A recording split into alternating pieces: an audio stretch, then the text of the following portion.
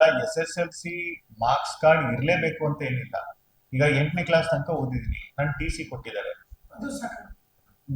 Description ಆಗುತ್ತೆ. ಅದನ್ನೇ ನಾನು ಹೇಳಿದ್ದು, ಇದೆಲ್ಲ ಏನ್ ಹನ್ನೊಂದಿದೆ, it is just indicative, it is not exhaustive. ಈಗ ಬೇರೆ ಬೇರೆ ದಾಖಲೆನೂ ಕೂಡ ಈಗ ಏನಿದಾಗುತ್ತೆ, ನಾನು ಒಬ್ಬ ER ಅಥವಾ AR ಅಂತ ಹೇಳಿದ್ರೆ ನನಗೆ ಮನದಟ್ಟಾಗ್ಬೇಕು. ಅದು ಈ ಬರೀ 11 ದಾಖಲೆಯಿಂದಾನೇ ಮನದಟ್ಟಾಗ್ಬೇಕು ಅಂತ ಏನಿಲ್ಲ. ಬೇರೆ ಯಾವುದೇ ಒಂದು ದಾಖಲೆ ಕೊಟ್ಟು ನನಗೆ ಮನದಟ್ಟಾಗಿ ಇದು ಇವ್ರು ಇಲ್ಲೇ ಇದ್ದಾರೆ ಅಂತ ಗೊತ್ತಾದ್ರೆ ನಾನು ಅವ್ರ ಪರವಾಗಿ ಮಾಡ್ಬೋದು. ಅಥವಾ ಈ ದಾಖಲೆ ಕೊಟ್ಟನು ಸಹ ಇದ್ರ ಬಗ್ಗೆ ನನಗೆ ಡೌಟ್ ಬಂದು ಅಥವಾ ಅದ್ರ ವೆರಿಫಿಕೇಶನ್ ಮಾಡ್ಬೇಕಿದ್ರೆ ಅದಿಲ್ಲ ಅಂತ ಗೊತ್ತಾದಾಗ ಅವಾಗ್ಲೂ ಕೂಡ ಅದು ನೆಗೆಟಿವ್ ಆಗನ್ನು ಕೂಡ ತಗೋಬಹುದು.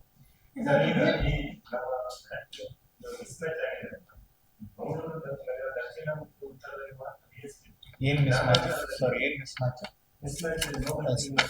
No mapping. ಅನಾಮಲೀಸ್ ಅದೇ 16,000. ಅದನ್ನೇ ಇದರಲ್ಲಿ ಮೇಜರ್ ನಮಗೆ ಏನಾಗಿತ್ತು, ನೋ ಮ್ಯಾಪಿಂಗ್ ಅಂದ್ರೆ ಅರ್ಥ ಇಷ್ಟೇನೆ.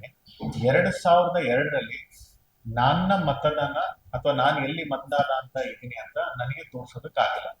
ಈಗ ಫಾರ್ ಎಕ್ಸಾಂಪಲ್ ನಂದೇ ಇದನ್ನ ತಗೊಂಡ್ರೆ, ನಾನು 2002ರಲ್ಲಿ ಎಲ್ಲಿದೆ ಅಂತ ನನಗೆ ಗೊತ್ತಿಲ್ಲ. ನಾನು ಬಾಗಲಕೋಟೆಯಲ್ಲಿದ್ನೋ ಅಥವಾ ಗುಲ್ಬರ್ಗಾದಲ್ಲಿದ್ನೋ ಅಥವಾ ಬೆಂಗಳೂರಲ್ಲಿದ್ನೋ ನನಗೆ ಗೊತ್ತಿಲ್ಲ. ಅವಾಗ ಗೊತ್ತಿಲ್ಲ ಅಂತ BLOs ಕಡೆ ಹೇಳಿರ್ತಾರೆ. BLOs ಟ್ರೈ ಮಾಡಿರ್ತಾರೆ, ಓಕೆ ನಿಮ್ ಹೆಸರು ಮೂಲಕ ಮಾಡಿರ್ಬೋದು, ಅವರ ID ಮೂಲಕ ಮಾಡಿರ್ಬೋದು, ಏನೋ ಬೇರೆ ಅವ್ರ ತಂದೆ ಹೆಸರು ಮೂಲಕ, ತಾಯಿ ಹೆಸರು ಮೂಲಕ, ಆದ್ರೂ ಕೂಡ ಸಿಕ್ಕಿರೋದಿಲ್ಲ.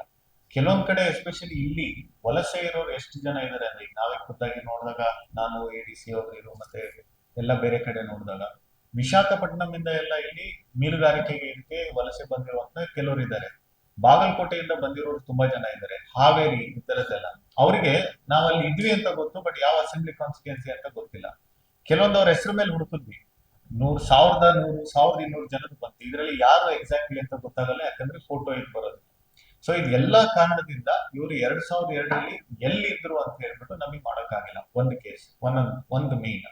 ಎರಡನೇದು, ಈಗ 1990ರಲ್ಲಿ ಹುಟ್ಟಿರ್ತಾರೆ, 2002ರಲ್ಲಿ 12 ವರ್ಷ ಆಗಿರುತ್ತೆ. ಅವರ ತಂದೆ ತಾಯಿ ಇವರ ಬೇಕು, ಅದು ಇವ್ರ ಹತ್ರ ಇರೋದಿಲ್ಲ. ಇವಾಗ ಇವ್ರಿಗೆ 35 ವರ್ಷ ಆಗಿದ್ರು ಕೂಡ ಅವಾಗ ಅವ್ರದ್ದು ತಂದೆ ತಾಯಿ ಎಲ್ಲಿದ್ರು ಅಂತ ಹೇಳ್ಬಿಟ್ಟು ಅವ್ರದ್ದು ಇದು ಬರೋಲ್ಲ. ಅವ್ರದ್ದು ಕೂಡ ಇಲ್ಲಿ ನೋ ಮ್ಯಾಪಿಂಗ್ ಅಂತ ಬರುತ್ತೆ.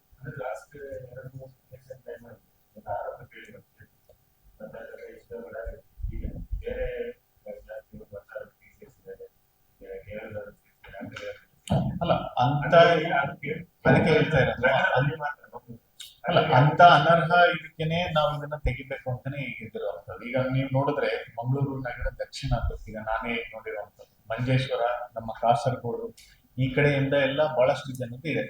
ಈಗ ಅಲ್ಲೂ ವೋಟ್ ಮಾಡ್ತಿದ್ದಾರೋ ಇಲ್ಲೂ ವೋಟ್ ಮಾಡ್ತಿದ್ದಾರೋ ನೋಡೋದಕ್ಕೆ this is the best time.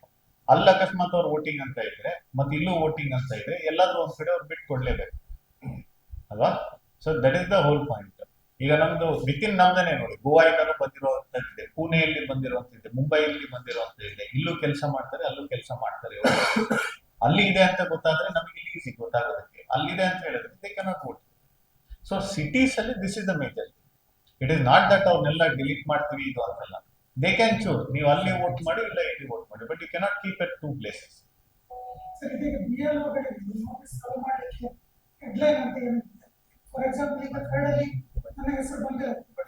ಒಬ್ಬೊಬ್ರು BLOಗೆ ಏನೊಂದು 15-20 ಬರ್ಬೋದು.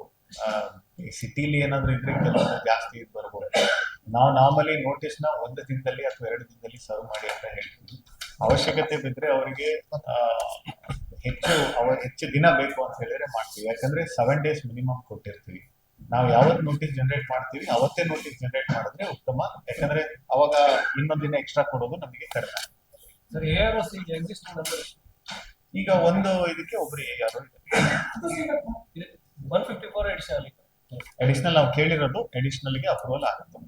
ಎಲ್ಲ ಗ್ರೂಪ್ ಬಿ ಲೆವೆಲ್ ಆಫೀಸರ್ಸ್ ಇದ್ದಾರೆ, ಇಂಜಿನಿಯರ್ಸ್ ಇಂದ ಹಿಡಿದು ಆಯಾ ತಾಲೂಕಿನ ಒಂದು ಡಿಪಾರ್ಟ್ಮೆಂಟ್ ನ EDsಗಳನ್ನ ತಗೊಂಡಿದೀವಿ, ಎಲ್ಲಾ ಇಲಾಖೆಯಿಂದನೂ ತಗೊಂಡಿದೀವಿ. ಐ ಥಿಂಕ್ ಓನ್ಲಿ ಪೊಲೀಸ್ ಮತ್ತೆ ಫಾರೆಸ್ಟ್ ನ ಬಿಟ್ಟಿದ್ವಿ. ಫಾರೆಸ್ಟ್ ಯಾವ್ದು, ಇವೆರಡು ಇಲಾಖೆ ಬಿಟ್ಟು ಎಲ್ಲ ಇಲಾಖೆಯಿಂದ 154 ಟೋಟಲ್. ಇವಾಗ ನಾವು ಇವರನ್ನ ಸೇರ್ಕೊಂಡು 154 ಈಗ ಹಿಡ್ಕೊಂಡು ಅಡಿಷನಲ್ ಹಿಡ್ಕೊಂಡು 154, 154. ಎಕ್ಸಿಸ್ಟಿಂಗ್ ಎಷ್ಟು? ಒಂದ್ ಇದಕ್ಕೆ ಒಬ್ರು 8, ಒಂದು ಅಸೆಂಬ್ಲಿ ಕಾನ್ಸ್ಟಿಟ್ಯೂನ್ಸಿಗೆ ಒಬ್ರು ಅಂತ ನಾವು ಮಾಡಿದ್ವಿ. ಹೇಗೆ ERO ಇದ್ರು ಒಬ್ರು ಅಸಿಸ್ಟೆಂಟ್ ERO ಮಾತ್ರ ಇದೆ.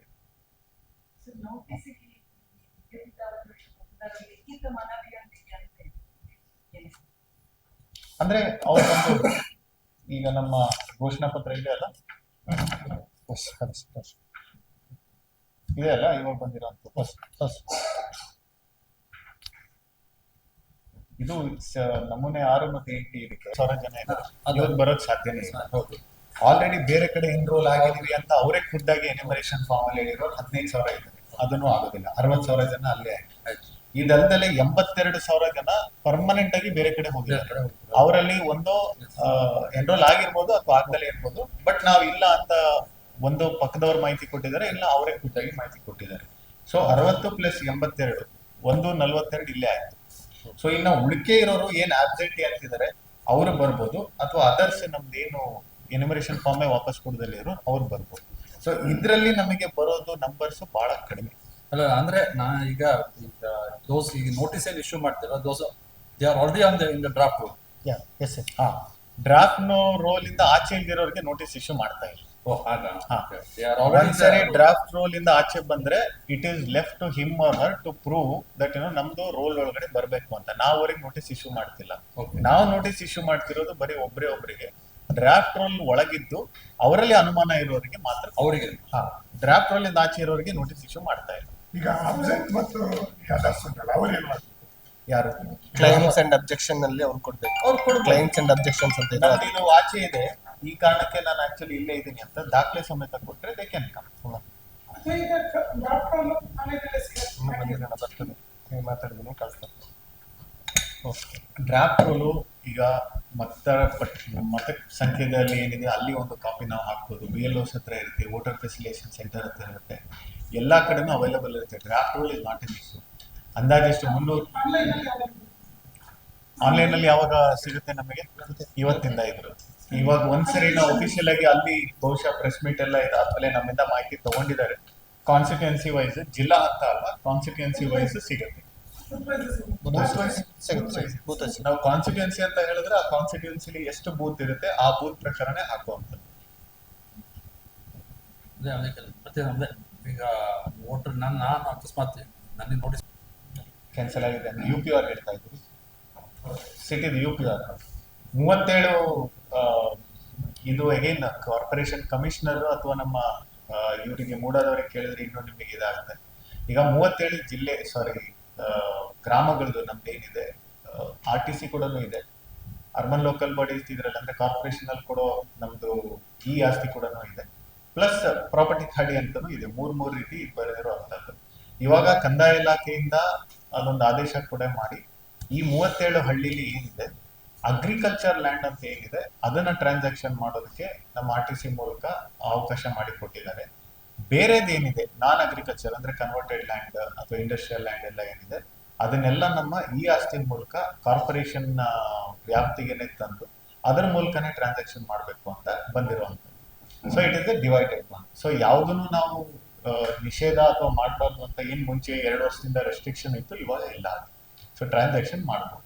ಈಗ ಮೊದಲೆಲ್ಲ ಮಾರಾಟ ಮಾಡ್ಬೇಕಾಗ್ತದೆ, ಜಾಗ ಮಾರಾಟ ಮಾಡಿ ಕನ್ವರ್ಟೆಡ್ ಅದು ಪ್ರಾಪರ್ಟಿ ಕಾರ್ಡ್ ಅಗತ್ಯ ಇದೆ ಅಂತ ಇತ್ತು. ಇವಾಗ ಪ್ರಾಪರ್ಟಿ ಕಾರ್ಡ್ ಅಗತ್ಯ ಇದೆ. ಅದನ್ನೇ ನೀವು ಪ್ರಾಪರ್ಟಿ ಕಾರ್ಡ್ ತಗೊಂಡು ಅದನ್ನ ನೀವು ಅಗ್ರಿಕಲ್ಚರ್ ಲ್ಯಾಂಡ್ ಅಂತ ಇದ್ರೆ ಅಗ್ರಿಕಲ್ಚರ್ ಲ್ಯಾಂಡ್ ಇಟ್ಕೊಂಡು ನೀವು ಪ್ರಾಪರ್ಟಿ ಕಾರ್ಡ್ ಐಡಿ ಮೂಲಕ ನಮ್ಮ ಭೂಮಿಲಿ ಅದನ್ನ ಇಂಡೀಕರಣ ಮಾಡಿಸಿ ಕಾವೇರಿಲಿ ಹೇಗೆ ಟ್ರಾನ್ಸಾಕ್ಷನ್ ಇದಾಗುತ್ತೆ ಅದನ್ನ ಇವಾಗಲೂ ಮಾಡೋದಕ್ಕೆ ಅವಕಾಶ ಇದೆ. ಈ 37 ಫಾರ್ ಎಕ್ಸಾಂಪಲ್ ಈಗ ನಂದು ಒಂದು 1 ಎಕರೆ ಜಾಗ ಇದೆ ಮಂಗಳೂರು ಸೂರತ್ಕಲ್ ಹತ್ರ ಎಲ್ಲೋ, ಅದು ಅಗ್ರಿಕಲ್ಚರ್ ಲ್ಯಾಂಡ್.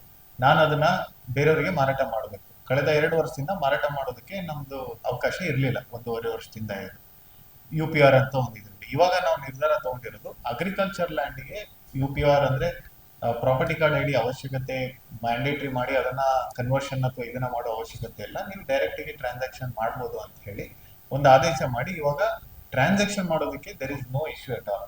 37 ಹಳ್ಳಿಗಳಲ್ಲೂ ಮಾರಾಟ ಮತ್ತೆ ಇದೆಲ್ಲ ಅಗ್ರಿಕಲ್ಚರ್ ಲ್ಯಾಂಡ್ ಆಗ್ತಾ ಇದೆ. ಆದ್ರೆ ಆ ಲ್ಯಾಂಡ್ ಅಕಸ್ಮಾತ್ ಕನ್ವರ್ಟ್ ಆಗಿ ಅದು ಖಾಲಿ ಲ್ಯಾಂಡ್ ಆದ್ರೂ ಇರ್ಬೋದು ಅಥವಾ ಮನೆ ಕಟ್ಟಿರ್ಬೋದು, ಕಮರ್ಷಿಯಲ್ ಇದಿರ್ಬೋದು ಅಥವಾ ಇಂಡಸ್ಟ್ರಿಯಲ್ ಅಂತ ಮಾಡಿದ್ರೆ ಅದನ್ನ ಮಾರಾಟ ಮಾಡ್ಬೇಕಂದ್ರೆ ಇದು ಹೇಗೆ ಕಾರ್ಪೊರೇಷನ್ ವ್ಯಾಪ್ತಿ ಬರೋದ್ರಿಂದ 37 ಕೂಡ ಕಾರ್ಪೊರೇಷನ್ ಅಲ್ಲಿ ಈ ಆಸ್ತಿಲಿ ನಿಮ್ಮ ಒಂದು ಪ್ರಾಪರ್ಟಿ ಐಡಿ ನಂಬರ್ ಎಲ್ಲ ಜನರೇಟ್ ಮಾಡ್ಕೊಂಡೇನೆ ಮಾಡ್ಬೇಕು. ಅದನ್ನ ಮಾಡ್ದಲೆ ಪ್ರಾಪರ್ಟಿನ ಟ್ರಾನ್ಸಾಕ್ಷನ್ ಮಾಡೋದಕ್ಕೆ ಬರೋದಿಲ್ಲ. ಈಗ ಹೊಸ ಪ್ರಾಪರ್ಟಿ ಕಾರ್ಡ್ ಮಾಡುವಂತ ಕ್ರಮ ಇಲ್ಲ.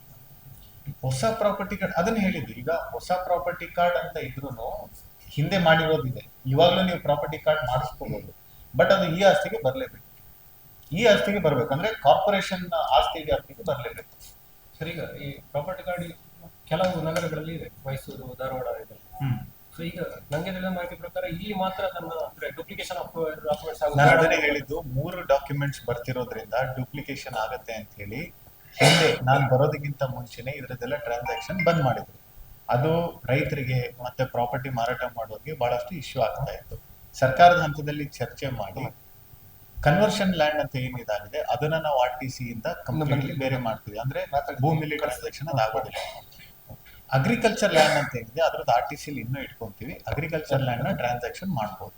ಸೊ ಅಗ್ರಿಕಲ್ಚರ್ ಲ್ಯಾಂಡ್ ನ ಡೈರೆಕ್ಟ್ ಆಗಿ ಟ್ರಾನ್ಸಾಕ್ಷನ್ ಮಾಡ್ಬೋದು.